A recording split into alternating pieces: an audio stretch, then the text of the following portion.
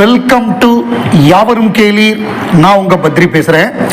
இன்று செஞ்சிக்கு வருகை தருகிறார் உலகநாயகன் கமல்ஹாசன். நீண்ட இடைவேளைக்கு பிறகு ஒரு கல்லூரியில் அவருடைய உரை இருக்க போது. Sri Rangapoopathi college of engineering Nayagan fest 2026 welcome அவர் சீஃப் கெஸ்ட் உலகநாயகன் கமல்ஹாசன். அதாவது மாணவர்களுடன் இணையுரையாடல் interaction between college students, SRP open auditorium, Sri Rangapoopathi college of engineering, Alampoondi, Senji, Villupuram district, Tamil Nadu. So date 4 July 2026 2 PM மதியம் 2 மணிக்கு இந்த நிகழ்வு நடக்க போகுது. கமல்ஹாசன் அவர்கள் இதுவரை ஏராளமான மாணவர்களோட கலந்துரையாடி இருக்காரு. ஐஐடி மும்பையில் பேசியிருக்காரு. அதே மாதிரி என்ஐடி ட்ரிச்சி, இன்னும் நிறையா வெளிநாடுகளில் இருக்கக்கூடிய, அமெரிக்காவில் இருக்கக்கூடிய ஹார்வர்டு யூனிவர்சிட்டி, அந்த நிறைய இடங்களில் பேசியிருக்காரு. பட் எல்லாமே எப்படின்னா அவர் மட்டுமே பேச மாட்டார். அவருடைய ஸ்பீச் அப்படிங்கிறது எப்படி இருக்கும்னா, கேள்வி பதில். மாணவர்கள் யாரையாவது கேள்வி கேட்க சொல்லுவார், அதுக்கு பதில் சொல்லுவார். அது எவ்வளவு கடினமான கேள்வியாக இருந்தாலும் சொல்லுவார். ரொம்ப இன்ட்ரெஸ்டிங்காக இருக்கும். அவருடைய பதில்கள் ரொம்ப சுவாரஸ்யமாகவும் சிந்திக்க வைக்கக்கூடியதாகவும், ரொம்ப ஹியூமரஸாக, பயங்கர ஹியூமராக பேசுவார். அதே நேரத்தில் நம்மளை சிந்திக்க வைக்கிற மாதிரி பேசுவார். அந்த மாதிரியான ஒரு சுவையான உரையாடலாக இருக்கும். இந்த என்ஐடி அவர் பேசினது, ஐஐடி, இதெல்லாம் யூடியூப்ல இருக்கு. நீங்கள் பழைய இதெல்லாம் பார்க்கலாம். நிறைய பேர் பார்த்துருப்பாங்க நம்ம ஆட்கள். பார்க்காதவங்களுக்காக நான் சொல்கிறேன். ஸோ இந்த முறையும் அப்படி தான் இருக்கும்னு நினைக்கிறேன். அந்த மாணவர்கள் அந்த இது நமக்கு லைவாக தராங்களா அல்லது அதுக்கப்புறம் ரெக்கார்ட் பண்ணி நமக்கு போட போகிறாங்களா அப்படின்னு தெரியல. ஸோ எப்படி இருந்தாலும் நம்ம அதை பார்க்க போகிறோம். அவர் என்ன பேசினார், என்ன கேள்வி கேட்டாங்க, என்ன மாதிரி அந்த வினாக்கள் எழுப்பப்பட்டதுங்கிறத நம்ம அவசியம் நம்ம பார்க்க தான் போகிறோம். பார்ப்போம் எப்படி அது நடக்குதுங்கிறத ஆவலாக நானும் காத்திருக்கேன். இன்னைக்கு நடக்க போகிற நிகழ்வை அந்த பார்க்கக்கூடிய, அந்த பக்கத்தில் இருக்கக்கூடிய ஆட்கள் இருந்தீங்கன்னா நீங்க செஞ்சில போய் நேரடியாக பார்க்கலாம். அந்த காலேஜில் நேஷனல் ஃபிலிம் அவார்ட்ஸ் அனௌன்ஸ்மெண்ட் நேத்திக்கு பண்றதா இருந்தது, நேற்று ஈவினிங் பண்றதா இருந்தது. அது அன்பார்ச்சுனேட்லி தள்ளி வச்சுட்டாங்க ஆகஸ்ட் மாசத்துக்கு. அது என்ன காரணத்தினால தள்ளி வச்சாங்கிறத சொல்லல. ஆனா national film awards announcement postpone to ஆகஸ்ட்னு சொல்லிட்டாங்க. ஏன்னா 2024 நமக்கு நிறைய அவார்ட்ஸ் கிடைக்கிறதா இருந்தது. 2024 ஏன்னா அந்த கொரோனா காரணத்தினால 2 வருஷம் கொடுக்கல. இப்ப 2024 தான் நேஷனல் அவார்டு கொடுக்க போறாங்க. அதுல அமரனுக்கு நிறைய அவார்டு வரும்னு நான் எதிர்பார்க்கிறேன். அமரனை பொறுத்தவரைய best photography, best music, best film, best actress, ஒரு 4-5 அவார்டு கிடைக்கும்னு எதிர்பார்க்கிறேன். பெஸ்ட் எடிட்டிங், அந்த மாதிரி டெக்னிக்கலாகவும் சரி, டைரக்ஷனுக்கும் சரி, படத்துக்கும் சரி, சாய் பல்லவிக்கும் கிடைக்கும்னு எதிர்பார்க்கிறேன். அதே மாதிரி அங்க மலையாள இயக்குனர் ஜெயராஜ் தான் ஜூரியா இருக்காரு. அதனால மலையாள படங்களுக்கு நிறைய அவார்டு கிடைக்கும்னு சொல்றாங்க.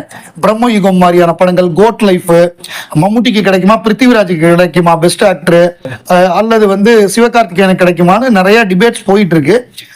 கடைசி 3 பேர்ல ஆசிஃப் அலி, மம்முட்டி, இன்னொரு அந்த அப்பாவா நடிச்சாரு இந்த படத்துல.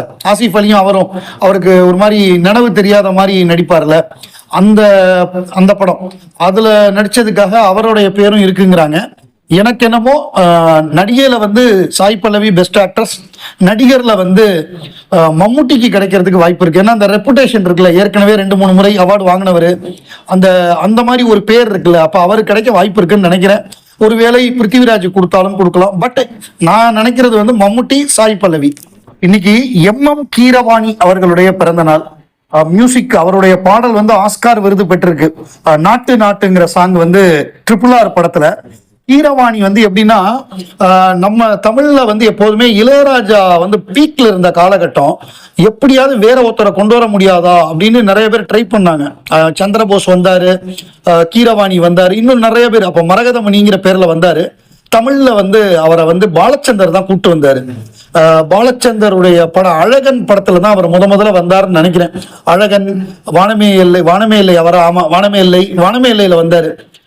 அதுக்கு முன்னாடியே அவரை இவர் ட்ரை பண்ணியிருக்காருன்னு நினைக்கிறேன். நம்ம அர்ஜுன் ட்ரை பண்ணியிருக்காரு. அந்த ஒரு படம் மாங்கா குண்டு மாங்கா அப்படின்னு ஒரு பாட்டெல்லாம் வரும். அந்த அர்ஜுன் டைரக்ட் பண்ண படம், பிரதாப்பா படம் பேர் எனக்கு ஞாபகம் இல்லை, ஆரம்ப கால படம். அந்த படங்கள் அதுக்கு இவர் தான் மியூசிக் பண்ணாரு. அதுக்கப்புறம் தான் அவர் வித்யாசாகர்கிட்ட போனாரு. அப்ப நமக்கு பாசவலை படம் வந்த பொழுது 90களில் நம்ம கே விஸ்வநாத் கமலஹாசன் காம்பினேஷன் எப்போதுமே இளையராஜா தான் இருப்பாரு. இந்த படத்துக்கு முறையா நம்முடைய கீரவாணி மியூசிக் பண்ணாரு. கமல் படத்துக்கு கீரவாணி பண்ணியிருக்காரு. அந்த பாட்டு சூப்பராக இருக்கும். சீதையம்மா அழக ராமனு கொண்டாட அந்த அந்த பாட்டு ரொம்ப நல்லா இருக்கும். எடுத்த விதம், அந்த பாட்டு, அந்த டியூனு, எஸ்பிபி அவர்களும் ஷைலஜா அவர்களும் பாடினது, கமலஹாசனுடைய நடிப்பு ஒட்டுமொத்தமாக பிரமாதமாக இருக்கும். நம்ம கீரவாணி அவர்களுக்கு பிறந்தநாள் வாழ்த்துக்கள். இந்த பாப்புலரான ஒரு டைலாக் சுப்பிரமணியபுரத்துல மரண பயத்தை காட்டிட்டான் பரமா அப்படிங்கிறது தான் பயங்கர பாப்புலரான ஒரு டைலாகு. அந்த மாதிரி அர்ஜென்டினாக்கே மரண பயத்தை காமிச்சிட்டாங்க.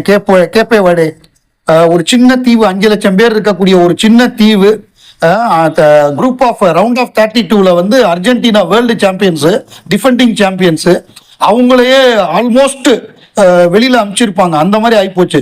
ஃபர்ஸ்ட் ஹாஃப்ல ஒரு கோல் போட்டாங்க, செகண்ட் ஹாஃப்ல வந்து திருப்பி ஈக்குவலைஸ் பண்ணிட்டாங்க. ஃபர்ஸ்ட் ஹாஃப்ல முதல்ல மெஸ்ஸி ஒரு கோல் போட்டாரு, அவங்க ஈக்குவல் பண்ணிட்டாங்க. ஸோ ஒன்னால் எக்ஸ்ட்ரா டயத்துல வந்து அவங்க ஒரு கோல் போட்டாங்க, 2-1 லீடிங் போயிட்டாங்க.